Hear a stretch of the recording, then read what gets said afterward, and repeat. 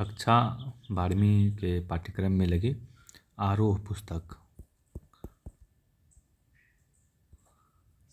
इसमें आपके एक गद्यकार हैं जैनेंद्र। अब जैनेंद्र का परिचय देखेंगे आज। इनका जन्म हुआ है 1905 अलीगढ़ उत्तर प्रदेश में। इनकी प्रमुख रचनाएं कौन सी हैं? परख, अनाम स्वामी, सुनीता, त्यागपत्र, कल्याणी, जयवर्धन, मुक्तिबोध, ये इनके उपन्यास हैं। आपको याद रखने इनके उपन्यास।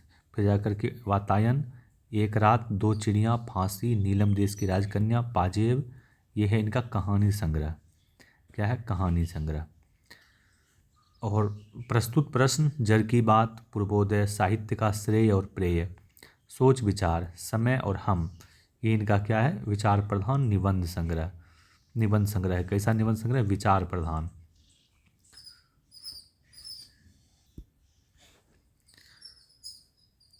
इनको पुरस्कार क्या क्या मिला?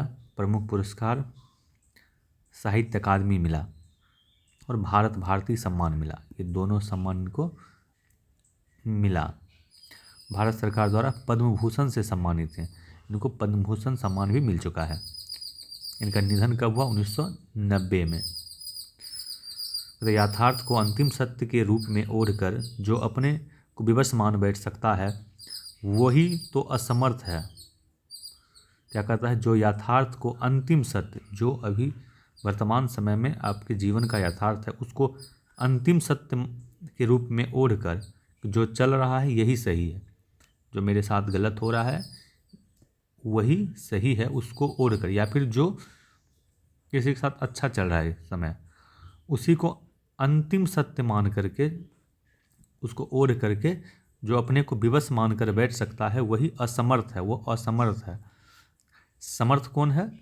जो इससे पार निकल के उस यथार्थ को बदलता है, नए यथार्थ के रूप में परिवर्तित करता है, वो आदमी समर्थ है।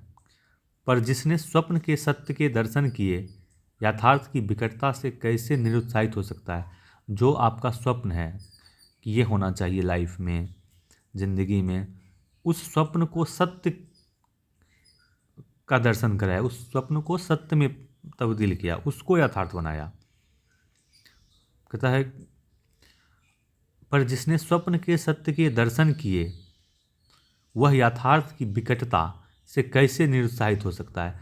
आपका यथार्थ अभी कमज़ोर है, समय कमज़ोर चल रहा है, तो उससे आप निरुत्साहित नहीं हो सकते हैं।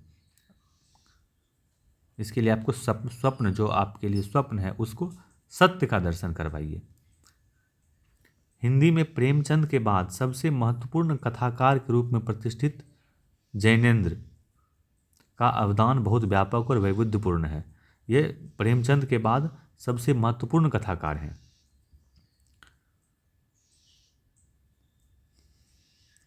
और वैविध्यपूर्ण है इनका लेखन, विविधता है इनके लेखन में। सिर्फ एक ही प्रकार की रचना नहीं रचते हैं, विविध प्रकार की रचना। इनकी रचना में जीवन का हर रूप देखने को मिलता है। अपने उपन्यासों और कहानियों के माध्यम से उन्होंने हिंदी में एक सशक्त मनोवैज्ञानिक कथाधारा का प्रवर्तन किया। क्या किया? मनोवैज्ञानिक कथाधारा, मनोभाव। इनके पात्र को मनोभाव के आधार पर इन्होंने पात्र का गठन करते हैं अपने कहानी और उपन्यासों में। मनोवैज्ञानिक उपन्यास और कहानियाँ लिखते हैं।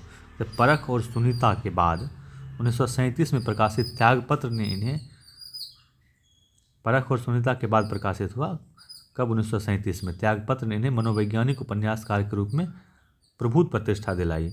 इसी तरह खेल, पाजेब, नीलम देश की राजकन्या और अपना अपना भाग्य और तत्सत जैसी कहानियों को भी कालजयी रचनाओं के रूप में मान्यता मिली। बहुत सुंदर कहानी है इनका अपना अपना भाग्य। और भी इनके उपन्यास बेहद खूबसूरत हैं। जीवन के मार्मिक पक्षों को उद्घाटित करते हैं। पात्र को उनके मनोविज्ञान के आधार पर, मनोवैज्ञानिक सत्य के आधार पर पात्र का व्यवहार होता है, जो कि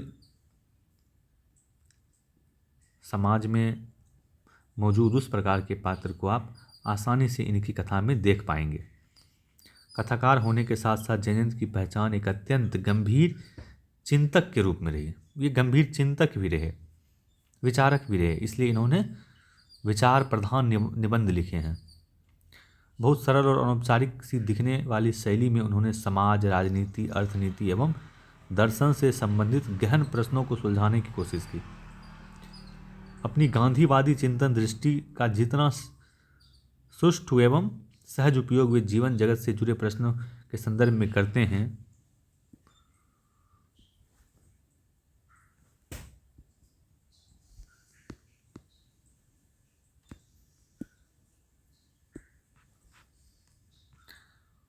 वह अन्यत्र दुर्लभ है।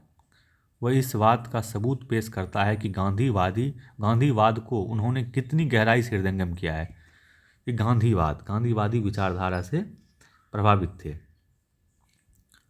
और कथा कैसी लिखते थे, कहानी उपन्यास किस प्रकार लिखते थे? मनोविज्ञानिक आधारित, मनोविज्ञान पर आधारित, मनोवैज्ञानिक सत्य को उद्घाटित करते हुए इनके पात्र नजर आते हैं। बाजार दर्शन, ये क्या है? इनका एक महत्वपूर्ण निबंध है जिसमें गहरी विचारकता और साहित्य सुलभ लालित्य का दुर्लभ संयोग देखा जा सकता है। इसमें विचार भी है और लालित्य भी है। लालित्य मतलब सुंदरता, सौंदर्य है, जिनका दुर्लभ संयोग देखा जा सकता है।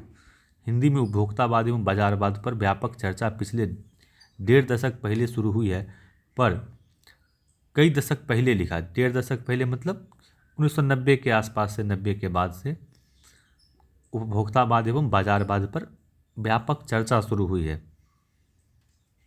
लेकिन इनसे कई दशक पहले लिखा गया जैनेंद्र का लेख आज भी इनकी मूल अंतर्वस्तु को समझाने के मामले में बेजोर है। वे अपने परिचितों, मित्रों से जुड़े अनुभव बताते हुए स्पष्ट करते हैं कि बाजार की जादुई ताकत कैसे हमें गुलाम बना लेती है। पहले जिस बात पर चर्चा 90 के आसपास शुरू हुई, उस बात को जैनेंद्र कई दशक पहले समझ चुके थे। यही तो है एक साहित्यकार की दृष्टि। अगर हम अपनी आवश्यकताओं को ठीक ठीक समझकर बाजार का उपयोग करें तो उसका लाभ उठा सकते हैं, लेकिन अगर हम ज़रूरत को तय कर बाजार में जाने के बजाय उसकी चमक दमक में फंस गए तो वह असंतोष, तृष्णा और ईर्ष्या से घायल कर हमें सदा के लिए बेकार बना सकता है। अभी के समय में क्या हो रहा है, अपनी ज़रूरत तय हम नहीं करते हैं, ज़रूरत के हिसाब से बाज़ार में नहीं जाते हैं। हम किस चीज़ के हिसाब से जाते हैं? बाज़ार की चमक दमक में उलझते हैं, उलझने के लिए जाते हैं। वहाँ क्या मिल रहा है, कितना डिस्काउंट मिल रहा है, हमारे पड़ोसी ने किस प्रकार के सामान खरीदे हैं, कैसी गाड़ियाँ खरीदी हैं, कैसे फ्रिज उनके पास है, कैसे कपड़े वे पहनते हैं, कैसा जूता उनके पास है, और भी छोटी छोटी चीज़ें या बड़ी बड़ी चीज़ें जो कि हमारे आसपास में लोगों के पास है, उससे प्रभावित होकर के हम बाजारवाद के चमक दमक में और अभी के समय में डिस्काउंट, और अब अभी आज के समय में तो ऑनलाइन शॉपिंग, ये तो चमक दमक में उलझा लेते हैं। प्राइस लिखा रहेगा 2999, ऑफर करके दिया रहेगा 6999, 699 मतलब 700 रुपये में 3000 के लोग खरीद लेते हैं। सामान है 12,000, डिस्काउंट करके दे रहा है 4,000, लोग इसको खरीद लेते हैं। ये बाजारवाद का जाल, जंजाल, इसमें लोग उलझ जाते हैं। इसका चमक दमक, इसमें रिव्यू लगा हुआ है 5 स्टार, नीचे कमेंट में लिखा हुआ है ये प्रोडक्ट बहुत सुंदर है, लोग इसको खरीद लेते हैं, खरीदने जाते हैं। ज़रूरत है इनको किसी ऐसे सामान की जो जिनसे कि इनकी ज़रूरत पूरी हो जाए, वो सामान यहाँ पर इनको 200 में मिलेगा, लेकिन ये खरीदते हैं 700 वाला, क्योंकि ये सामान है 2900 का, डिस्काउंट होकर इतना रहा है, तो 200 में खरीदने के बजाय ये खरीद लेते हैं कि लोग, तब बड़ा ब्रांड का कपड़ा मिल रहा है, बड़ा ब्रांड का सामान मिल रहा है हमको इस रेट में। ये तो सिर्फ एक छोटा सा नंबर है। लोग उलझते हैं जा कर के 12,000 नहीं 12 लाख के वस्तु खरीदने में। घर बनवाना हो तो पड़ोसी से बेहतर बनवाना हो, गाड़ी खरीदनी हो तो पड़ोसी से बेहतर गाड़ी खरीदनी हो। इस गाड़ी पे इतना डिस्काउंट मिल रहा है, इस सामान पे इतना डिस्काउंट मिल रहा है। ये बाज़ारवाद लोगों को अपने जाल में बिल्कुल पूरी तरह से उलझा कर रख लिया है। और इस बात को, और बाद में क्या होता है, असंतोष होता है कि क्या कर, कहाँ हम इतना पैसा खर्च कराए। फिर तृष्णा होती है, फिर ईर्ष्या से घायल किया दूसरे को देख करके सदा के लिए बेकार बना सकते। इस मूल भाव को जैनेंद्र ने भली भांति समझाने की कोशिश की है, कहीं दार्शनिक अंदाज में, कहीं किस्सा गो की तरह। इसी क्रम में केवल बाजार का पोषण करने वाले अर्थशास्त्र को उन्होंने अनीति शास्त्र बताया।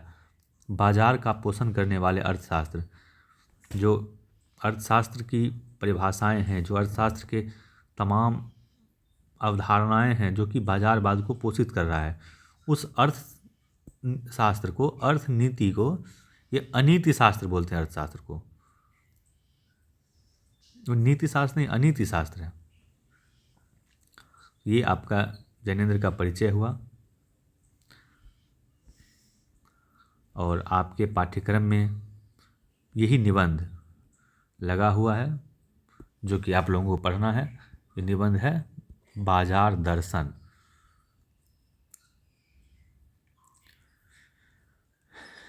इस निबंध को हम किसी अगले क्लास में पढ़ाएंगे। अभी जो ये सीरीज चल रहा है उसमें है आपके लिए रचनाकार परिचय। रचनाकार परिचय, आप जो रचनाकार परिचय में जो बात पढ़े हैं और जो इस शीर्षक का सारांश ऊपर पढ़े हैं, उसको अपने शब्दों में समझने का प्रयास करेंगे, अपने शब्दों में लिखने का प्रयास करेंगे। और जो रचनाकार का परिचय आपने पढ़ा, इनकी रचनाएं पढ़ी, इनको पुरस्कार कौन सा मिला वो पढ़ा, इनका जन्म कब हुआ, कहाँ हुआ, इनकी मृत्यु कब हुई, ये सब चीज़ आपको ध्यान रखना है। इसमें ऑब्जेक्टिव प्रश्न भी आपके हल हो जाएंगे और सब्जेक्टिव प्रश्न भी आपके इनसे बहुत सारे हल हो जाएंगे। तो फिर किसी क्लास में संपूर्ण निबंध, संपूर्ण गद्य पर एक अलग क्लास लाएंगे जिसमें कि आपके सभी गद्य खंड के सभी रचनाओं को पूरा किया जाएगा। धन्यवाद।